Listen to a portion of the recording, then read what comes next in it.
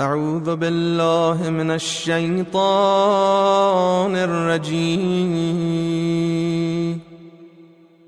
بسم الله الرحمن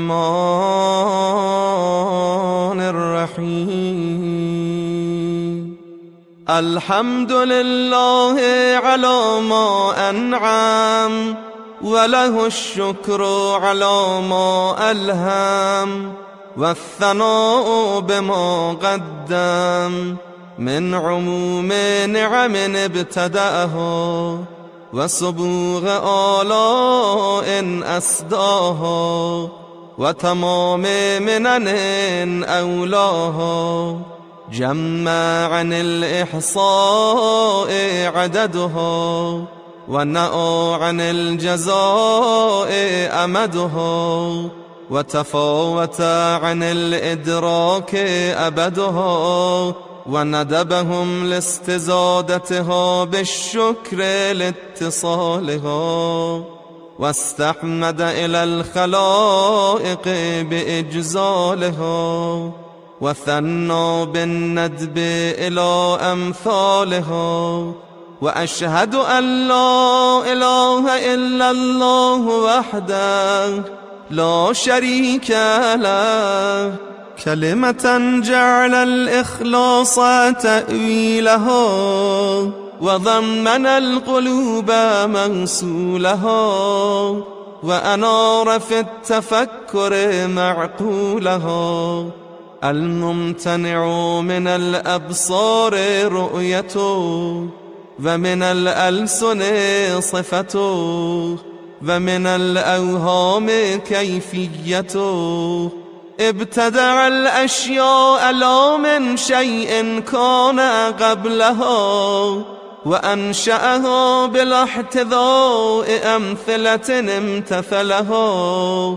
كونها بقدرته، وذرأها بمشيته، من غير حاجة منه إلى تكوينها، ولا فائدة له في تصويرها، إلا تثبيتا لحكمته، وتنبيها على طاعته، وإظهارا لقدرته، وتعبدا لبريته، وإعزازا لدعوته.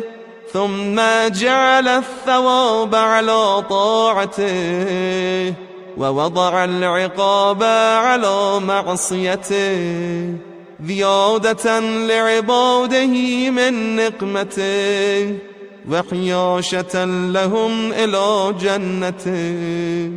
وأشهد أن أبي محمدا عبده ورسوله، اختاره قبل أن أرسله، وسماه قبل أن اجتباه، واصطفاه قبل أن ابتعثه. إذ الخلائق بالغيب مكنونة، وبستر الأهاويل مسونة، وبنهاية العدم مقرونة. علما من الله تعالى بمائل الأمور، وإحاطة بحوادث الدهور، ومعرفة بمواقع الأمور. ابتعثه الله إتماما لأمره، وعزيمة على إمضاء حكمه، وإنفاذا لمقادير حتمه. فرأى الأمم فرقا في أديانها، عكفا على نيرانها، عابدة لأوثانها، منكرة لله مع عرفانها.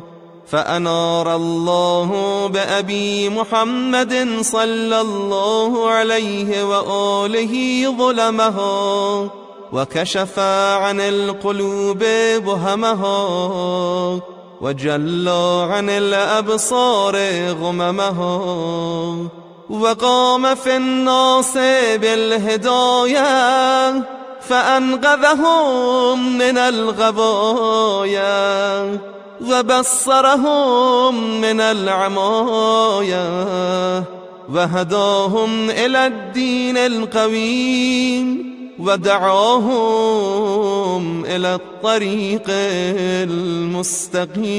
المستقيم. ثم قبضه الله إليه قبض رأفة واختيار ورغبة وإيثار، فمحمد صلى الله عليه وآله من تعب هذه الدار في راحة قد حف بالملائكة الأبرار، ورضوان الرب الغفار، ومجاورة الملك الجبار. صلى الله على أبي نبيه وأمينه وخيرته من الخلق وصفيه، والسلام عليه ورحمة الله وبركاته.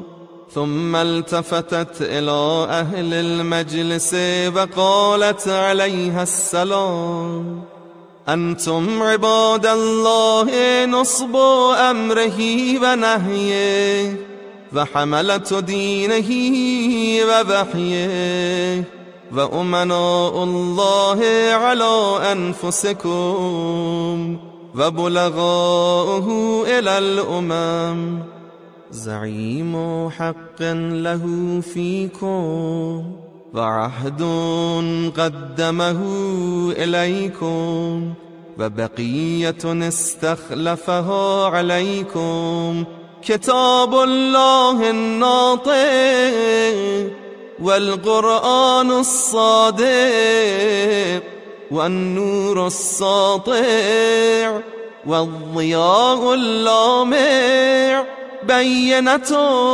بصائر، منكشفة سرائر، منجلية ظواهر، مغتبطة به أشياع، قائد إلى الرضوان اتباع، مؤد إلى النجاة استماع، به تنال حجج الله المنورة، وعزائمه المفسرة، ومحارمه المحذرة، وبيناته الجالية، وبراهينه الكافية، وفضائله المندوبة، ورخصه الموهوبة، وشرائعه المكتوبة. فجعل الله الإيمان تطهيرا لكم من الشرك، والصلاة تنزيها لكم عن الكفر، والزكاة تزكية للنفس ونماء في الرزق، والصيام تثبيتا للإخلاص، والحج تشييدا للدين، والعدل تنسيقا للقلوب، وطاعتنا نظاما للملة، وإمامتنا أمانا للفرقة، والجهاد عزا للإسلام، والصبر معونة على استيجاب الأجر، والأمر بالمعروف مصلحة للعامة، وبر الوالدين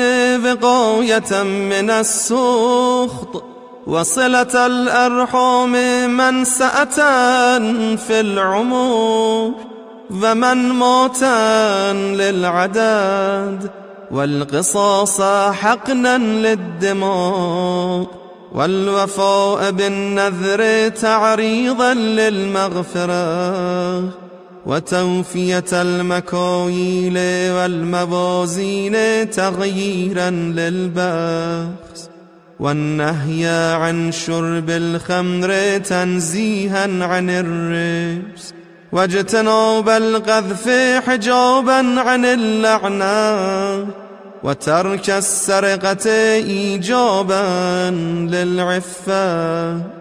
وحرم الله الشرك إخلاصا له بالربوبية، فاتقوا الله حق تقاته ولا تموتن إلا وأنتم مسلمون. وأطيعوا الله فيما أمركم به ونهاكم عنه، فإنه إنما يخشى الله من عباده العلماء.